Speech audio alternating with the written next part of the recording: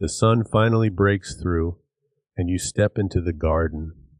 For a moment, everything looks calm until you notice the dandelions spreading across the lawn and weeds pushing up through the cracks in the patio. That familiar feeling settles in no matter how often you deal with them, they keep returning.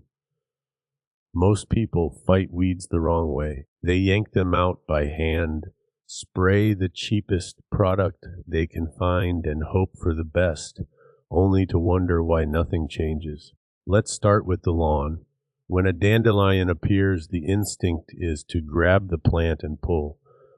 It feels satisfying, but beneath the surface, a dandelion's taproot can extend up to 30 centimeters deep. Pulling the leaves and stem leaves the root intact, and within days a new shoot can emerge from that same root. In effect, you are merely pruning the weed, not removing it.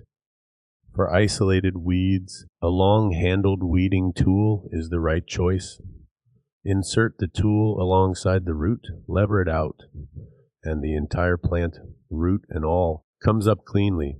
This method works well for dandelions, plantain, thistles, and any plant with a deep single taproot. When the lawn is overrun with widespread weeds, clover spreading across large areas, patches of creeping buttercup, or similar, the manual tool alone won't suffice. That's where a selective weed killer comes in. A selective weed killer is formulated to target broad-leafed weeds such as dandelions, clover, and daisies while leaving grass untouched. Grass and broadleaf plants have different biological structures, allowing the active ingredient to affect one without harming the other. Apply the product on a dry, calm day, never when rain is forecast, and keep children and pets off the lawn until it has fully dried. Within 2 to 3 weeks, the weeds will yellow, shrivel, and die, and the grass will close in and recover naturally. After the weeds are gone, prevent their return by raising the mowing height. Most people cut their grass far too short. When the grass is kept at 3 to 4 inches, it becomes thick and dense enough to block sunlight from reaching the soil surface. Weed seeds need light to germinate. Without light, they cannot sprout. A healthy, dense lawn becomes its own best defense. Now turn to the patio and paving. Weeds growing between paving slabs and along patio edges are a different problem and require different treatment.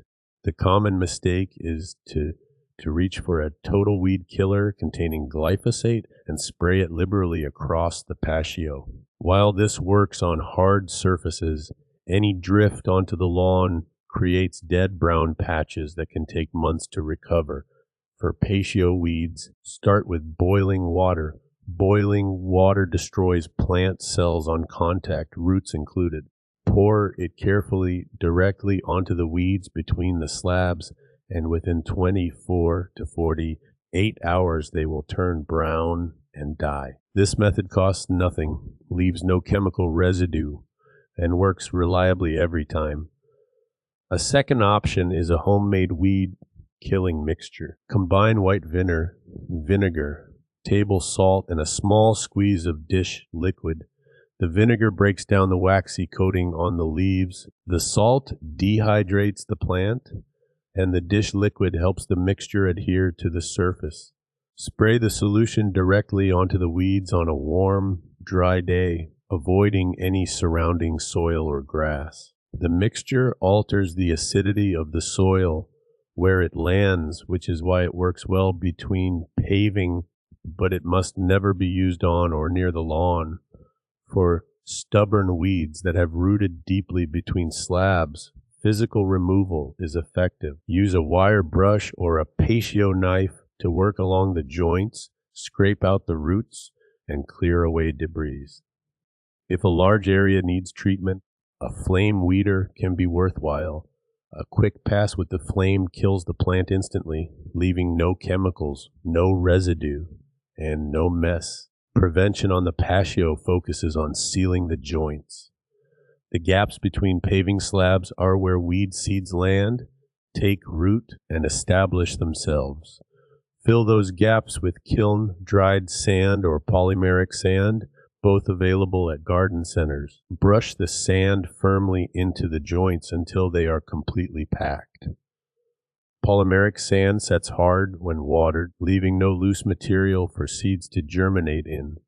This is a warm afternoon job that will save hours of weeding each year.